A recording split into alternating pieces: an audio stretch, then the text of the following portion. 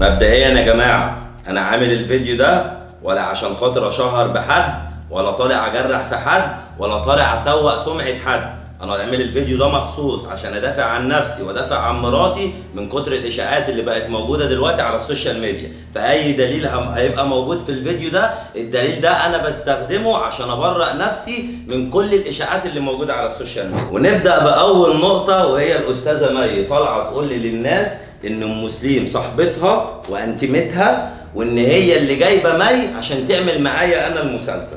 انا بالدلائل اللي هعرضها لكم النهارده اعرفكم ان ام مسلم ولا صاحبتها ولا هي كانت تعرفها اصلا ام مسلم، وكل الاتفاقات اللي دارت على المسلسل دارت ما بيني وما بينها وما بين صاحبها احمد. ويلا نعرض مع بعض الدلائل. بصوا يا جماعه عشان نركز مع بعض، خليكم حافظين التواريخ اللي انا هقولها لكم دلوقتي عشان ما تتلخبطوش معايا. انا هعرض لكم دلوقتي 3 صور ل3 شتات موجودين ما بيننا وما بين مي، عشان نكون واضح معاكم واعرض لكم كل حاجه بالدليل. اول شات ما بيني وما بين مي يوم 27/4. تاني شات ما بيني وما بين مي يوم 30/4. اول شات ما بين ام مسلم ومي يوم 19/5 بعد ما بدأنا المسلسل اصلا. تمام؟ طب تعالى نشوف في الشات اللي هو ما بيني وما بين مي، اول واحد اللي هو بتاع 27/4 احنا بنقول ايه، وهكون معاكم سكرين فيديو. مبدئيا بس كده اعرفكم انا عرفت مي ازاي في ملخص، مش هطول عليكم. مي انا عارفها من عن طريق واحد صاحبها اسمه احمد، كانوا مقابليني هما الاثنين في ساوث بارك، كان يوم خميس على ما اعتقد. كان يوم خميس، لان انا بخرج العيال ومسلم كان يوم خميس وكده عشان بدخلهم الملاهي. المهم كان العيال جوه في الملاهي وانا كنت واقف بره وهما الاثنين جولي، فلقيت احمد بيقول لي ازيك يا جبس؟ قلت له حبيبي كله تمام. قال لي انت تعرف مي؟ قلت له لا ما اعرفهاش. فقال لي طب مي كانت شغاله في مطعم هنا وسابته، واحنا عايزين نفتح لها قناه على اليوتيوب وندعمها وشوف هتاخد كام. فاخدت الرقم بتاعه وقلت له يومين وهرد عليه. بعدها بيومين انا رديت عليه وعرضت له فكره المسلسل كلها، لان انا فكره المسلسل دي معايا بقالها اكتر من 2 سنين وكنت عايز انفذها في كذا مره بس ما توفقتش. فقلت خلاص هي جت لوحدها اهوت ويلا ننفذ فكره المسلسل. عرضت عليه الفكره، قال لي خلاص اشوف واكلمك. قلت له ماشي، شوف لو هي موافقه اتصل عليا نتقابل في ساوث بارك اشرح لكم كل حاجه ونتفق على كل حاجه. لو هي مش موافقه قول لي مش موافقه. اتصل عليا وقال لي موافقه ونتقابل، ورحنا اتقابلنا واتفقنا على الفلوس اللي هتاخدها، واتفقنا ان احنا هنعمل لها قناه بعد 6 شهور، واتفقنا على ده كله وكله بيس وكله تمام. قلت لهم كمان اسبوع هنبتدي المسلسل، يكون انا هيأت نفسي وانت ظبطت حياتك. تمام يا مي؟ تمام يا احمد تمام. بعدها بيومين لقيت احمد بيتصل بيا بيقول لي يا مراتك عارفه بالمسلسل؟ قلت له طبعا مراتي عارفه، ما زي ما شرحت لك في اللي هيدور في المسلسل ان دي هتطلع بدور الحربوقه اللي هي خطفت جوزها وخطفت واحد من جوزها وعيالها بعد ما وقفت جنبه وبتاع والكلام ده كله، والتانيه هتطلع في دور الغلبانه. قال لي طب خلاص ادام هي عارفه ممكن بس ان اطلب منك طلب بسيط. قلت له ايه الطلب البسيط؟ قال لي عايزين نعمل شات ما بينها وما بين مي ان هما الاثنين صحاب، عشان توريها لاولادها ولمامتها وتعرفهم ان هي طريقه الشغل اللي هي داخلاها جديده يعني. قلت له خلاص مفيش اي مشاكل، انا هعمل معاكم سكرين فيديو اهو في اول شات ما بيني وما بينها. اول حاجه بتصل عليكي مش بيجمع، اتصلي كده عم اتصل. بعت لها رقم ام مسلم، انا بره البيت وفي شبكه. حبيبتي كيفك؟ الناس اللي هتسال على الرقم اللي انا عارضه هي كده كده وزعته. حبيبتي كيفك؟ صباح ومعلش هبه انا مش راح اقدر، بعتذر منك كتير. اللي هي مش موافقه على المسلسل. بخير يا روحي، انت عامله ايه؟ الحمد لله. كيف اولادك؟ احسن وبتاع زي ما انتم شايفين كده الهري ده كله بالكلام. والرساله ايه اللي قريتها ليكم؟ الرساله اهي تمام انتوا شايفينها معايا. فراح متصل عليا الاستاذ احمد وقال لي معلش يا جبس خلي ام مسلم تبعت لها فويسين عشان مامتها واولادها يتاكدوا ان هي فعلا اللي بتكلمها، لان الكلام كله هنا بالكتابه. وانا عشان اكد لكم حاجه، وكل اصحاب ام مسلم وكل الناس اللي دخلت كلمت ام مسلم على الانستجرام، ام مسلم ما بتكتبش كتابه ابدا. اقسم بالله ما بتكتبش كتابه، كل حياتها بالفويسات. فويسات وانا هوريكم الدليل برضه. ننزل تحت شويه. هبه ايه يا حبيبتي؟ نسمع. بصي يا هبه، لو في مجال نقعد مع بعض اليوم انا وانت وجيبس شوف الموضوع وشوفي لو ظبطت الدنيا. اصل اتخانقت خناقه جامده مع الاونر، حابه اقول لك شو صار. هبه ما بعرف كيف صار الموضوع صراحه، صار سبحان الله اتخانقت خناقه كثير جامده مع الاونر. هو مش عارفه، خلينا نقعد مع بعض ونتفق ان شاء الله. بصي يا ميا، لسه دلوقتي حالا داخله قايله الجبس قال لي ما فيش مشكله عادي نقعد مع بعض، بس انا بعد المغرب رايحه للدكتور عشان اعيد كشف على سليم، عشان عامله له عمليتين كده زي ما انا قايله لك، وان شاء الله باذن الله ممكن اجي على الساعه 10 ونص او 11. انت دلوقتي فين؟ لو هنا في مدينتي ممكن نتقابل دلوقتي، لو انت في الشغل خلاص زي المره اللي فاتت ان شاء الله باذن الله هيكون هنا في مدينتي. تمام يا حبيبتي، تيجي بالسلامه، بس بصي حاولي تيجي قبل ما اروح للدكتور، يعني انا هروح للدكتور هفطر على المغرب كده وهلبس وهمشي، فلو انت جيتي قبل المغرب مثلا بساعه مفيش مشكله ممكن نتقابل. هو هبه الدكتور فين؟ بصي هو في وسط البلد في حته كده اسمها عزبه النخل، فلو انت عارفاها يعني. حبيبه قلبي بصي انا همشي من هنا 7 ونص، فلو كده ممكن نخليها بالليل عادي على الساعه 10 ونص او 11. تمام يا روحي، هيكون انا جيت ونتقابل انا في السويس بارك. طيب هبه كيفك؟ هبه انا اتصلت عليكي تليفونك مقفول، انا بالساوث بارك، انت فين؟ طيب ماشي يا هبه، انا اروح البيت وتجيلي هناك ولا اعمل ايه؟ بس عايزه اعرف عشان انا في الساوث بارك. بس كده لغايه هنا، وهي اكتفت بالشات وقالت خلاص تمام انا بعته لاولادي وكله تمام، وهنبدا المسلسل كمان 4 5 ايام زي ما احنا متفقين. هننزل بقى تحت في الشات ده، في نفس الشات اهو، في نفس سكرين الفيديو اهو، ما روحتش ولا مفبرك اهو. هننزل تحت كده اهو، هنا الاسامي دي، الفويس ده كان حبيبي هو اللي بعته لها من عندي اهو. هننزل تحت شويه، ال3 اسامي دول الاسامي اللي هي بتختارهم معايا عشان اللي نختار من اللي ليها اسم على السوشيال ميديا. كلام جميل. هننزل تحت شويه، بعتت لي ده على الواتساب عشان تشوف الحاجه اللي هي هتلبسها في الفيديو اللي جاي. ننزل تحت شويه اهو، صورتي انا وهبه، يعني بوريها صوره البدله والحاجه اللي احنا هنعملها، وده الكوتش بتاع البدله بتاعت الفرح، وارجعوا الفرح لو عايزين تتاكدوا. ايه رايك في دي على البدله؟ انا اللي بكتب بالكلام مش ببعت فويسات، يعني انا طريقه كتابتي بتبقى كتاب الكلام، مش ببعت، ما بحبش ابعت فويسات كتير. هنا اهو بصي تقول لي ايه؟ تصدق حلوه يا جبس؟ لا والله حلوه كتير فانكي، لا حلوه حلوه حلوه كتير كمان، مش شويه. انت فين؟ انت فين؟ انا لو هتشل هيكون بسببك انت، ومراتك لو اتشلت برضو من سببك انت كمان. 5 وانا ما خلصت شعري ولا عملت ميك اب. انت بتوتريني حتى في الواتساب، انت عايزه مني ايه يا بنت انت؟ في مثل عندنا بيقول اتقل تاخد حاجه نظيفه، حاولي تتقلي كده، اتقلي يا ماي، خليكي تقلانه، اهدي يا برنسيسه، اتكلم لك سلو موشن. صبرني يا رب على الايام اللي بتعدي معايا يعني. لا عن جد يا جبس، يلا الساعه 5 لسه ما اعمل شعري واحط المانيكير، ما راح نخلص. وكل ده هري، كل ده هري كده. هننزل بس تحت شويه عشان اكد لكم ان ده بتاعي اهو. بص هنا، بس خليكم معايا مركزين في الحته دي. بص هنا يوم 29 مايو، افتكروا التاريخ ده عشان انا هخش دلوقتي في موضوع تاني. ال 29 مايو بتقول لي ايه؟ كل شيء تمام مع هبه، طمني. بص انا برد عليها اقول لها ايه؟ هظبط معاك النهارده نروح نشوف الدريس ان شاء الله، ان شاء الله اي ساعه البنت هترد عليا ونروح نشوفه. مين اللي بيتكلم معاها؟ جبس مصري مش هبه. ننزل تحت شويه، تقول لي الشات ما بيني وما بينها اهو. عايز اقول لك ان انت هتشوف الفيديو هتحبيه. كل ده شات ما بيني وما بينها، يعني الشات اللي كان معمول وانت طالعه بتقولي للناس، استنى اقفل السكرين ريكورد. الشات اللي انت طالعه تقري للناس وطالعه تقولي للناس ان هبه صاحبتك، وان هبه ايه اللي جايباني لجوزها، وان هبه بتقول لك ان ايه، ان انت واحده كويسه وواحده محترمه وانت مش هتخطفي جوزها، على اساس ان جوزها ده جاستن بيبر العرب يعني، ولا ايه؟ انا مش فاهم. جاستن بيبر ده اللي ما تخطفيش جوزها؟ ما تقولي قصه حلوه الناس تعرف تصدقها. طيب كلنا فاكرين 29 مايو، تعالى بقى نشوف ايه اللي حصل في يوم 29 مايو وخلى الدنيا باظت بمعنى الكلمه.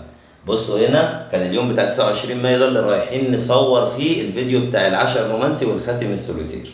كلام جميل. بصوا هنا انا طبعا ببعت للمسلم كل حاجه خطوه بخطوه. بصوا والله زي ما انتم شايفين، لا انا هصور لكم سكرين فيديو ثواني اهو. والله بصوا يا جماعه، بصور لها كل حاجه بالتاريخ زي ما انتم شايفين كده اهو. انا واقف 7 ونص، حتى كان هنا في فيديو اهو. بصوا هشغل لكم الفيديو اهو. طالع دلوقتي عشان اصور عند مي في البيت بالتاريخ بالوقت، وكشري معايا اخويا اهو. دلوقتي الساعة كام؟ اما هو هيبقى الساعة يا مكتوب باشا 7:37 دقيقة. اهو اما 5 دقايق وهكون تحت. يعني انا كنت بصور لها يا جماعه اقسم بالله كل حاجه عشان هي كانت هرياني من غيرتها. طب تعالى ننزل تحت شويه كده اهو. بص بقى يوم 29 مايو، اليوم اللي يعتبر كان في نفس اليوم بالليل. تعالى اهو. عيب لما يكون واحد متجوز يقعد للساعة 1:30 بره. فين الرجولة؟ اللي يخلي مراته وعياله قاعدين في الشقة وهو داير يلف، ده كده تبقى عيب. لسه ما شفتش حاجة وانا مش قايله لك جاية معاك؟ يعني انا قدرتك وكلمت الدكتورة تنزل مخصوص عشان تخلصني واوصل هنا المدينة وانت ما يكونش لسه مشيت وتمشي من غير ما تاخدني. ما انا معرفاك من بدري اللي انا جايه معاك، ولا حبيت بقى التلامس والاحضان والبوس واوعى وشك يالا. بس يا جماعه هو ده اللي حصل، يعني اللي حصل اهو ان انا موريه لكم ان حصل مشكله بسببها ما بيني وما بين ام مسلم في اليوم ده، بسببها فعلا. ويعني وانا طولت عليها الصراحه في التليفون. فمين بقى اللي كان الطرف اللي كان بيخش معانا عشان يصالحنا؟ هو كان احمد مش ام مسلم. ما لو ام مسلم صاحبتك كان ام مسلم اللي هتصالحنا على بعض. وهحط للناس دلوقتي اقوى دليل معايا، والله العظيم كان مصور صدفه لام مسلم عشان هي كانت عند الدكتور، وهعرض لكم بالتاريخ برضك وخليكم فاكرين 29 هوريكم في اليوم اللي احنا كنا بنصور فيه اللي هو بتاع 28 ده اللي حصل فيه المشكله. عليها ضغط الجواز. تمام، فخلينا بس نبقى متفقين ان اولا هي مش عايزه تضرك، يعني بس حط دي في دماغك، بدليل ان انا النهارده بقول لها اعتذري عن التصوير، قالت لي مش هينفع جبس اتكلم فلوس وحضر حاجات، فحرام ان انا اذيه. ده اللي هو على النهارده؟ ده على النهارده، لان هي انت مش فاهم هي عامله ازاي. يعني انت مش فاهم، انت لو كلمتها دلوقتي انت هتفهم. هي واحده منهاره، يعني حتى عاليه معاها في البيت، عاليه صاحبتها معاها في البيت، عاليه بتكلمني من كتر ما هي مش قادره تكلمني، رمت التليفون من ايديها، عاليه كملت المكالمه معايا. تمام. فانا كل اللي طالبه منك بس حاجه واحده. هي هتكمل معاك مفيش مشكله خالص، بس هي عشان تعرف تكمل معاك يا جبس خليك حنين عليها. لا ما بص الحنيه دي بص يا احمد، انت راجل كبير وفاهم وعاقل. الحنيه دي بتبقى لمراتي بس مش لحد تاني، انما انا اللي بيني وبينها من الاول انا قلت لها شغل. الحنيه اللي ما بيني وما بينك بتظهر في الفيديوهات فقط لا غير، لان ما فيش ما بينها وبينها اي حاجه غير شغل. ما هو في الشغل. انا عمري بص، يعني انا بص معلش خلينا نتكلم. انا النهارده متسوح في حاجات كتير. كانت في واحده جايه بتاع الديكوريشن وواحد مصور ومكان ومعايا قصص كبيره كده ما يعلم بها الا ربنا، ومضغوط. وفي نفس الوقت ام مسلم بتقدم للواد في المدرسه ومحتاجه المستخرج اللي هو بتاع الدبلوم الصنايعي بتاعي، وعشان اطلع المستخرج ده لازم اروح بنها، فمحطوط في قصص كبيره ما يعلم بها الا ربنا. فهي بتتصل بيا بقول لها على اللي هيدور النهارده، فبتقول لي لا الفكره مش حلوه. ده اكيد ام مسلم اللي قالت لك الفكره مش حلوه. فقلت لها ما تجيبيش سيره ام مسلم، انا اللي متفق معاك على شغل، وانا الحاجه اللي انا اقولها يا ريت تقولي حاضر، لان انا ببص للموضوع كمشاهد مش كجبس مصر هيصوره. سمعنا المكالمه وكده اتاكدنا اكيد كلنا ان كل حاجه كانت دايره في اتفاق، كانت دايره ما بيني وما بين احمد وما بين مي. ام مسلم ملهاش علاقه اي حاجه بالكلام ده خالص، ولا هي كانت تعرف مي ولا مي تعرفها، وبطلت تلزق في ام مسلم يا مي. يلا نخش على النقطه اللي بعديها. اول حاجه قالتها في اللايفات طالعه تقول لي للناس انا جايه افضحهم عشان هم كل اللي بيعملوه ده مسلسل وفيك ومش حقيقه، عشان ان انت جبت يعني كده اللي محدش جابه. طب ما الناس عارفه ان هو مسلسل من البدايه للنهايه، وهخش مع الناس دلوقتي سكرين فيديو من جوه التيك توك عندي وشوفي من البدايه للنهايه اهو يا جماعه. بسم الله هننزل تحت كده، نفتح ده كده ونقفل ده احسن عشان يبقى معانا سريع. ادي اول فيديو عملناه مع بعضينا اللي هو الفيديو بتاع الفستان اهو. هنخش عليه، نخش كده على الكومنتات. اول 4 كومنتات اهو. ايه اسم المسلسل؟ ام مسلم احلى، والله في الاخر هيكون مقلب زي اللي بيحصل الفتره دي. اسم المسلسل. طيب هنطلع كده وهنجيب اخر فيديو اللي احنا منزلينه بتاع الطلاق. فين يا باشا؟ خش كده تعالى كده. دلوقتي فين يا عم؟ اهو بتاع الطلاق اهو. بص هنا كاتبين ايه؟ ومعكم الحلقه الاخيره من مسلسل العشق المخروم. يا جماعه لسه المسلسل لسه ناقص ام مسلم. الحمد لله المسلسل خلص، ومعاكم الحلقه الاخيره من مسلسل حب الايجار.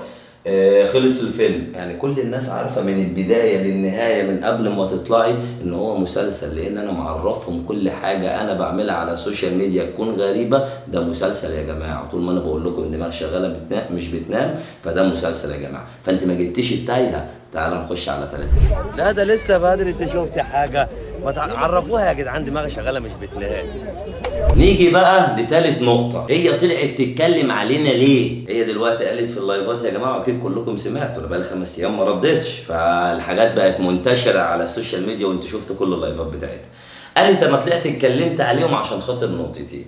أول نقطة إن إحنا كلنا عليها فلوسها، نصبنا عليها يعني. تاني نقطة إن إحنا شتمنا عليها وإن هي ما تقبلش الشتيمة على نفسها، ومفيش بنت في الدنيا تقبل الشتيمة، وهي عشان كده قلبت علينا. طب نيجي لأول نقطة. أول نقطة إن إحنا نصبنا عليكي في الفلوس. لا أنا ما نصبتش عليك يا ست الكل، وقلت لك هاتي المعدات بتاعتي وخدي بقية الفلوس بتاعتك، وأنت اللي ما رضيتيش تجيبي، وقلت للناس إن أنا اتهجمت عليكي في البيت وإن أنت عملت فيا محضر. طب منين أنا طالع أتهجم عليكي وأنا جايب أصلا فرد الأمن وأنا طالع؟ يعني انا جايب فرد الامن في ايدي وقايل له ان انت مراتي عشان ما اعملكيش سمعه وحشه في العماره اللي انت قاعده فيها، بس انت اللي طلعتي شربت نفسك، انا ماليش دعوه. منين بقى انا جايب بقى فرد الامن ومنين بتهجم عليكي؟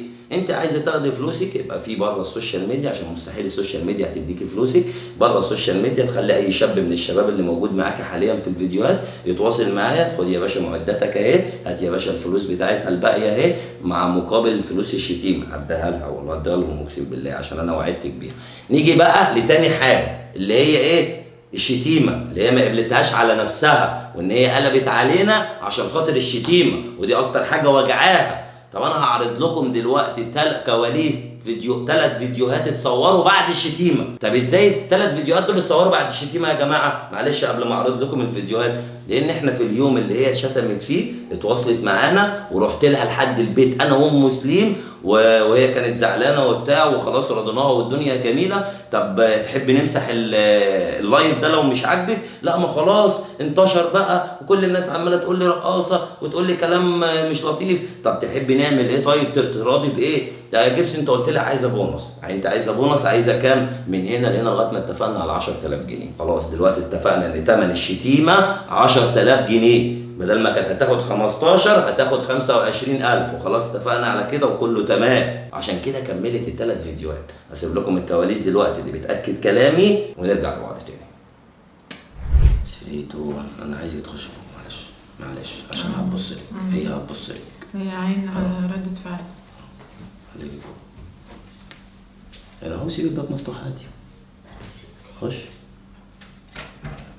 دخل ماشي يلا اقفل الباب يلا سريع تمام.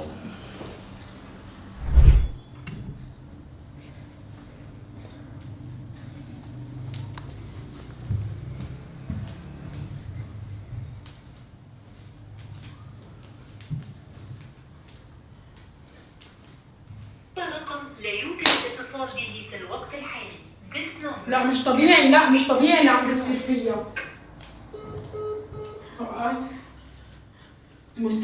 مستحيل يعملها مقلب، ده مستحيل. زي ما شفتوا في الكواليس دلوقتي اهو ان ام مسلم كانت موجوده معانا وكل حاجه كان بالاتفاق، وان كل اللي داير ده كان كله تمثيل. ده خلصت والله العظيم علبه القطره كلها على عينيها، بس لا هي استاذه في التمثيل والله انا اشهد لها، وليها مستقبل باهر في السوشيال ميديا. دلوقتي بقى اعرض لكم كواليس ايه؟ كواليس الفيديو بتاع قص الشعر، عشان هي طالعه بتقول ده قص شعري وبوظهولي وليله تين وهي ما كانتش تعرف. لا انا هوريكم دلوقتي ان هي كانت تعرف، ومفيش فيديو بيتعمل الا لما بيكون فيه اتفاق وهي موافقه عليه. يلا ما تتحركيش بقى خالص، اوكي؟ خالص.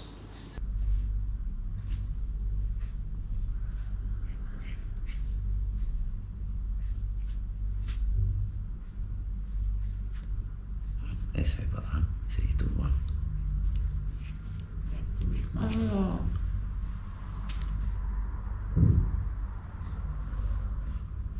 السلام عليكم. اصحي بقى 3 2 1. ها اتاكدتوا ان هي كانت عارفه بالمقلب؟ اتاكدتوا ان هي كانت عارفه بكل حاجه؟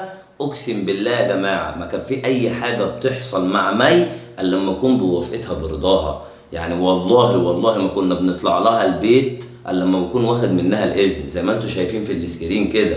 وكمان هسمعكم بصوتها. هو في حضن مرته وفي حضن ولاده وما شاء الله في بيته، وكل يوم في بيته بينزل بياخدني بس انا هبه وبيصورني في بيتي فوق ويقول لي مع السلامه مع السلامه، بس ده الحلو اللي اهو هي اللي قالت ببقها اهو ان انا بطلع انا وهبه وبنصور ومع السلامه، مفيش اي حاجه ما بيني وما بينها، عشان في ناس بتقول حاجات كده غريبه تانية كده. والله ما في اي حاجه، يا راجل متقي ربنا والله في مراتي وبحب مراتي وبحب عيالي اقسم بالله، ومستحيل ابعد عنهم ومستحيل اعمل اي حاجه تغضب ربنا. طالعه تقول لي للناس ان هي علت الريتش عندنا وان الريتش كان واقع ولما جه هي علت الريتش على اساس ان ما كانش عندنا ريتش. طب انا هخش معاكم دلوقتي سكرين فيديو ونشوف الفيديوهات اللي قبل ما المسلسل ما يبدا على طول، اللي قبلها على طول. يلا نخش نشوف دلوقتي ادي سكرين فيديو.